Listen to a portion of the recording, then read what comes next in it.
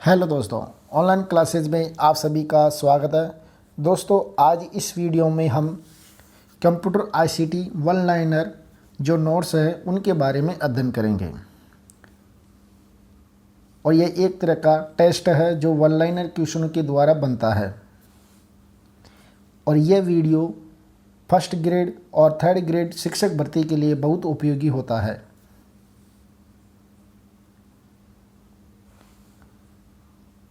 यहाँ पे पहला क्वेश्चन ये बनेगा कि कंप्यूटर का उपयोग कहाँ पे किया जाता है।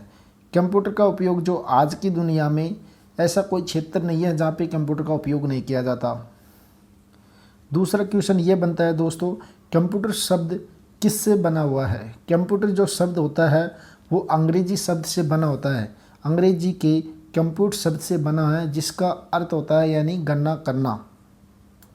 कंप्यूटर कैसी मशीन है। कंप्यूटर एक स्वचालित इलेक्ट्रॉनिक मशीन है जिसे हम अपरिष्कृत आंकड़े देकर प्रोग्राम के नियंत्रण के द्वारा उन्हें अर्थपूर्ण सूचनाओं में परिवर्तन कर सकते हैं। चौथा पॉइंट यह कहता है कि कंप्यूटर के प्रमुख उपयोग। अब कंप्यूटर के प्रमुख उपयोग कौन कौन से हैं।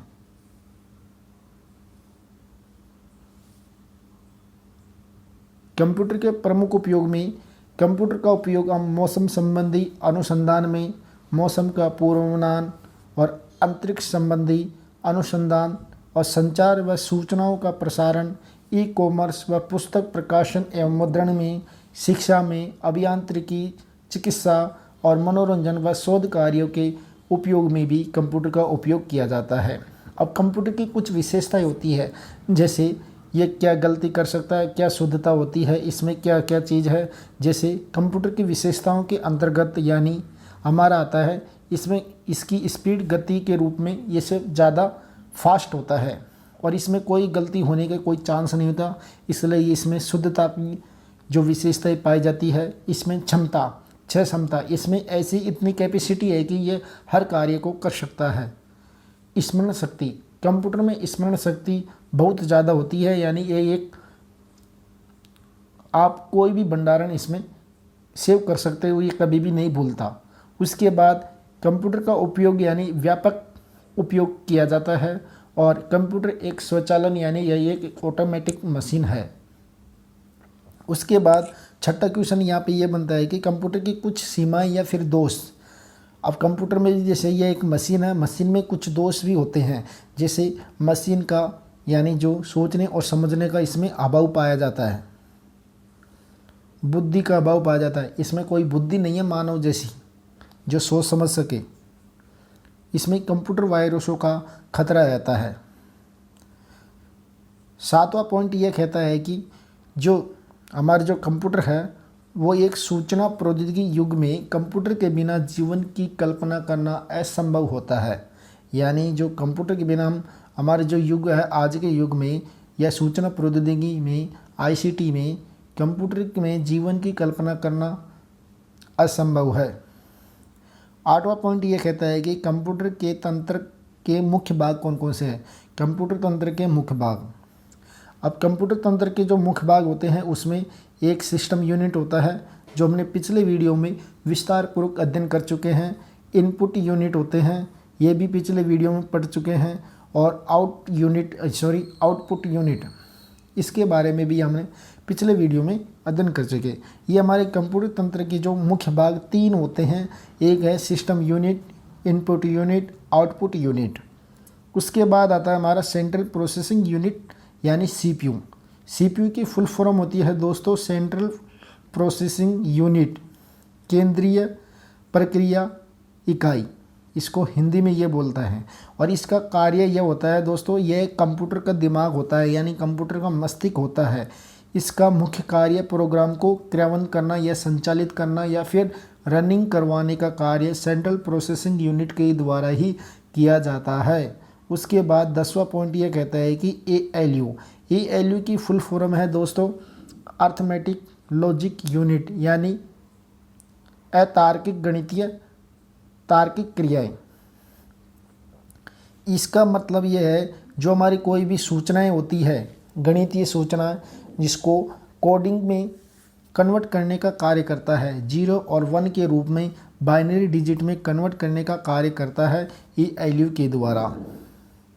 उसके बाद आता है कंप्यूटर का जो उपयोग के आधार पर कितने प्रकार होते हैं। कंप्यूटर के उपयोग के आधार पर हम इसको 3 भागों में बांटा गया है, एनालॉग कंप्यूटर, डिजिटल कंप्यूटर और हाइब्रिड कंप्यूटर। ये हमारे उपयोग के आधार पे थे। उसी प्रकार 12वां पॉइंट में ये बताया गया है कि कंप्यूटर का जो आधार है, जो आकार के आधार पर कंप्यूटर 4 प्रकार के बांटे गए हैं, यानी आकार के आधार पर कंप्यूटर 4 प्रकार के होते हैं। माइक्रो कंप्यूटर जो सबसे छोटा कंप्यूटर होता है, उसके बाद माइक्रो से बड़ा मिनी कंप्यूटर होता है, मिनी कंप्यूटर से बड़ा मेन फ्रेम कंप्यूटर होता है, मेन फ्रेम से बड़ा कंप्यूटर यानी सुपर कंप्यूटर होता है। कौन सा? सुपर कंप्यूटर सबसे बड़ा कंप्यूटर होता है। अब भारत में सुपर कंप्यूटर कौन सा है, उसका नाम बताइए। तो इसके बाद राइट आंसर आएगा परम कंप्यूटर सुपर कंप्यूटर की श्रेणी में आता है भारत का। परम कंप्यूटर क्या है? परम क्या है? परम एक भारत का सुपर कंप्यूटर होता है जो भारत में विकसित किया गया पहला कंप्यूटर है, जिसमें गुण और अद्वितीय क्षमता के बहुउपयोगी सुपर कंप्यूटर की श्रेणी में इसको शामिल किया गया है। 14वां पॉइंट ये आता है दोस्तों, मेमोरी। अब मेमोरी क्या है? मेमोरी वो होती है दोस्तों कंप्यूटर का जो कार्य प्रणाली जो उसको स्टोरेज करने के लिए काम आता है, और हमारी जो डाटा, सूचना व प्रोग्रामों को स्टोरेज करने के लिए मेमोरी का काम लिया जाता है, और यह आवश्यकता के समय के अनुसार मेमोरी को बढ़ाया जा सकता है। उसके बाद मेमोरी के मुख्यतः हम 2 भागों में बांट सकते हैं मेमोरी को, एक तो मुख्य मेमोरी और एक बाह्य मेमोरी यानी प्राथमिक मेमोरी और एक द्वितीय मेमोरी।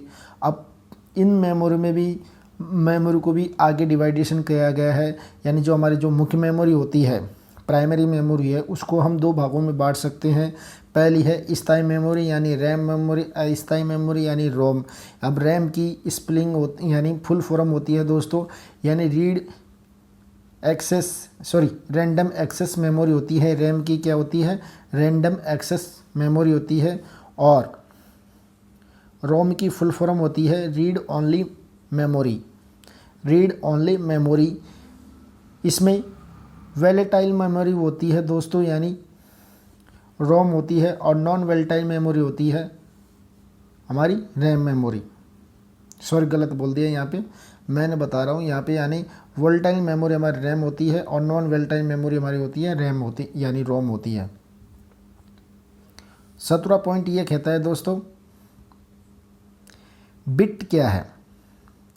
बिट का मतलब होता है दोस्तों हमारे जो मेमोरी की सबसे छोटी इकाई मानी जाती है, जिसमें जो बाइनरी डिजिट के आधार पर इसका मान 0 और या अथवा 1 माना जाता है, यानी 4 बिट में एक निब्बल होता है।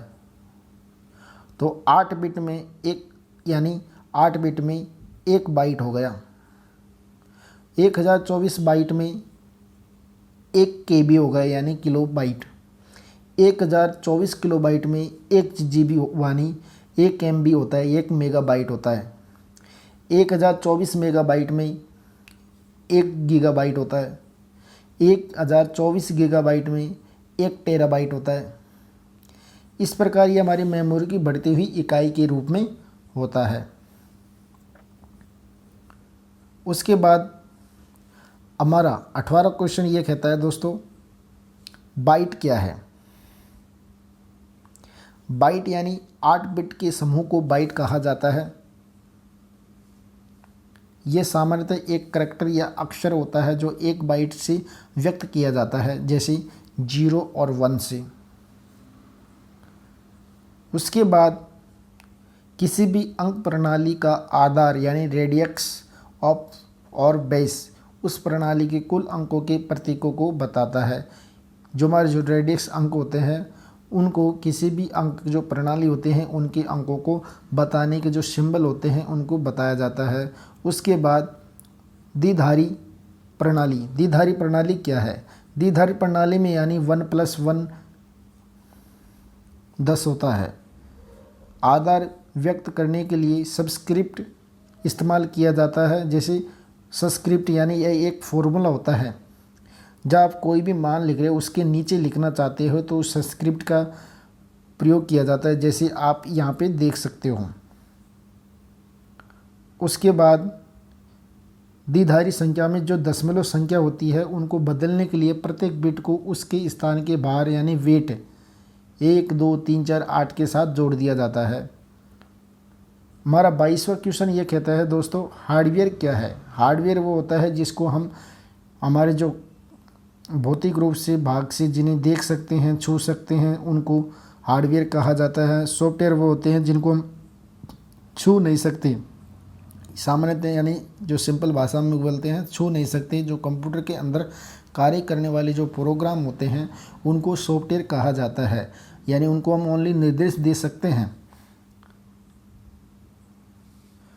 उसके बाद 24वां पॉइंट ये कहता है दोस्तों, कंप्यूटर के विकास क्रम को हम 5 पीढ़ियों में बांटा गया था।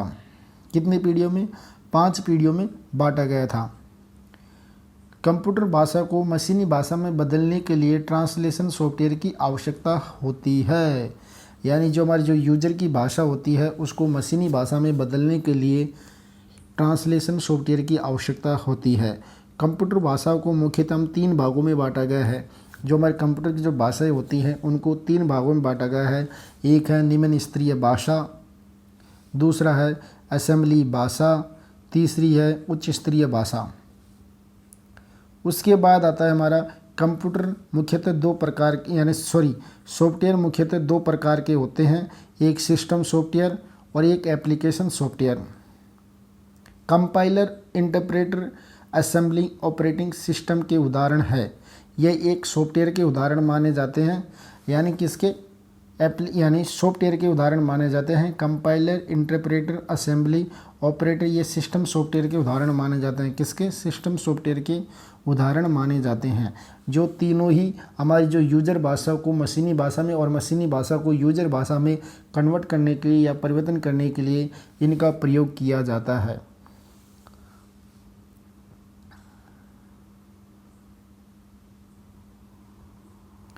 और दोस्तों, आपने हमारे चैनल को अभी सब्सक्राइब नहीं किया तो अभी सब्सक्राइब कीजिए ताकि आपको नए वीडियो का नोटिफिकेशन मिल सके।